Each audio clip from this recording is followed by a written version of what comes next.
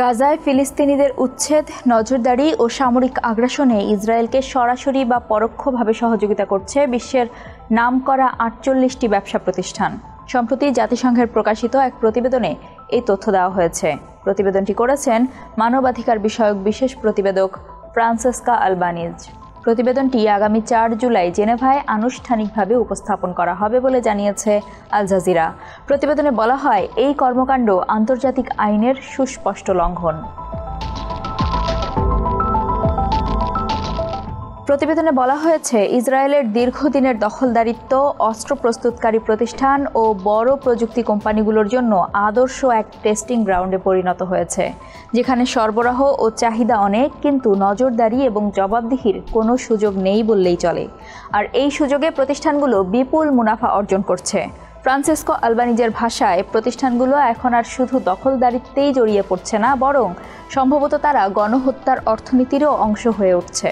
এমনকি ২০২৪ সালেও আলবানিজ বলেছিলেন, গাজায় ইসরায়েলের চলমান গণহত্যা চালাচ্ছে বলে বিশ্বাস করার মতো যথেষ্ট প্রমাণ রয়েছে। এসব তথ্য প্রমাণই বলে দেয় কেন ইসরায়েলের গণহত্যা থামছে না, কারণ এতে অনেকেরই মোটা অঙ্কের লাভ হচ্ছে। প্রতিবেদনে প্রকাশিত প্রতিষ্ঠানগুলোর মধ্যে রয়েছে যুক্তরাষ্ট্রের প্রযুক্তি খাতের জায়ান্ট মাইক্রোসফট, গুগলের মূল প্রতিষ্ঠান অ্যালফাবেট ইনকর্পোরেটেড এবং অ্যামাজনের নাম।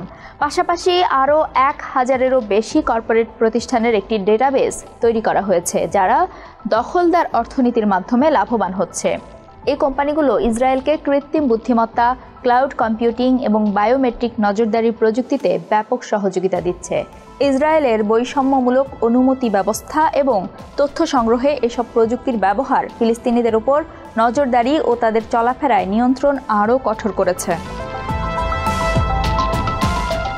যুক্তরাষ্ট্রের আইটি প্রতিষ্ঠান IBM ইসরায়েলি সামরিক বাহিনী ও গোয়েন্দাদের প্রশিক্ষণ এবং তাদের বায়োমেট্রিক তথ্য সংরক্ষণেও সরাসরি জড়িত। যুক্তরাষ্ট্রের সফটওয়্যার প্ল্যাটফর্ম পালান্টির টেকনোলজিস 2023 সালের অক্টোবরে গাজায় যুদ্ধ শুরু হওয়ার পর থেকে আরও সক্রিয়ভাবে সেনাবাহিনীকে সহায়তা করছে। প্রতিবেদনে বলা হয়েছে, পালান্টির টেকনোলজিস যে AI প্রযুক্তি সরবরাহ করেছে তা স্বয়ংক্রিয়ভাবে সিদ্ধান্ত গ্রহণ করতে সক্ষম। এই ভবিষ্যৎবাণীমূলক নজরদারি প্রযুক্তি কৃত্রিম বুদ্ধিমত্তা ব্যবহারে যুদ্ধক্ষেত্রে তথ্য বিশ্লেষণ করে থাকে এবং ল্যাভেন্ডার, গসপেল, ওয়ার স্টাডির মতো AI প্রযুক্তি ব্যবহার করে লক্ষ্যবস্তু তালিকা তৈরি করা হয়। বহু কোম্পানি তাদের প্রযুক্তিকে মূলত বেসামরিক বলে দাবি করলেও সেগুলোর ডুয়াল ইউজ বৈশিষ্ট্য থাকায় দখলদারিত্ব ও ঘরবাড়ি ধ্বংসেও ব্যবহার করা হচ্ছে। যেমন ক্যাটারপিলার লিওনার্দোর মালিকানাধীন রাডো ইলেকট্রনিক্স, দক্ষিণ কোরিয়ার হুন্দাই ও সুইডেনের ভলভো ভারী যন্ত্রপাতি সরবরাহ করছে, যা অবৈধ বসতি নির্মাণ ও ফিলিস্তিনি ঘরবাড়ি গুঁড়িয়ে দিতে ব্যবহৃত হচ্ছে।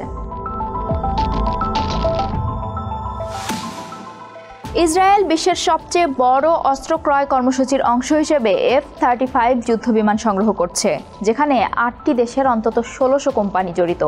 লকহিড মার্কিন নেতৃত্ব দিলেও বিভিন্ন অংশ তৈরি হচ্ছে জাপান, ইতালি ও অন্য দেশে। ইতালির লিওনার্দো SPA-কে সামরিক খাতের প্রধান সহযোগী হিসেবে চিহ্নিত করা হয়েছে এবং জাপানের ম্যানুক কর্পোরেশন অস্ত্র তৈরির লাইনে ব্যবহৃত রোবট যন্ত্রপাতি সরবরাহ করছে। জাতিসংঘের প্রতিবেদনে বলা হয়েছে, অস্ত্র খাতে ইসরায়েলি চাহিদা এমন একটি পরিবেশ তৈরি করেছে যেখানে সরবরাহকারীরা যুদ্ধকে মুনাফার উৎস হিসেবে দেখছে। বাড়ি ভাড়া প্ল্যাটফর্ম Airbnb ও Booking.com ইসরায়েলি দখলকৃত এলাকায় হোটেল ও সম্পত্তি ভাড়ার মাধ্যমে অবৈধ বসতিকে স্বীকৃতি দিচ্ছে।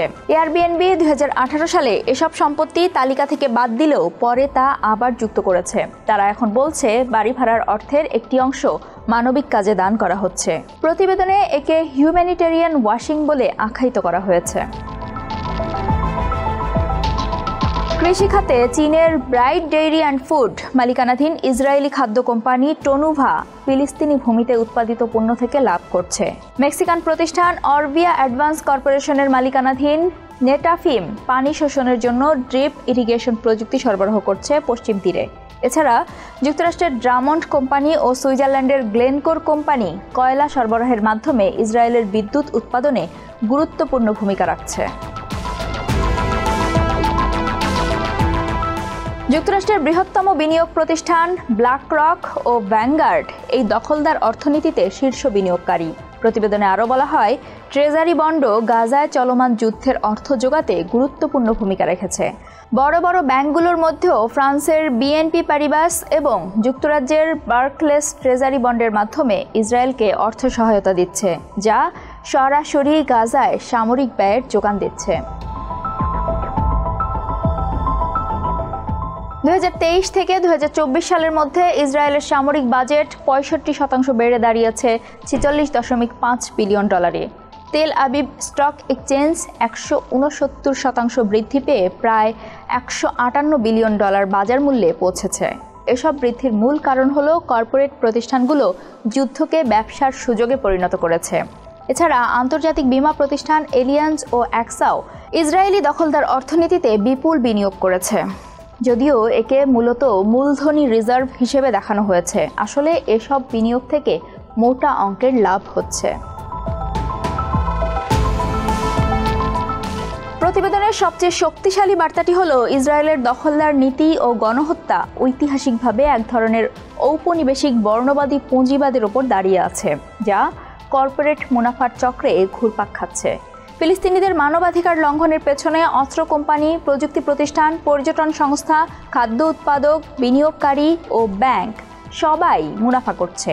এ বাস্তবতা শুধু একটি রাষ্ট্রের নীতি নয়, বরং একটি বৈশ্বিক কর্পোরেট সহিংসতার প্রতিফলন, যেখানে মানবতা হেরে যাচ্ছে মুনাফার কাছে।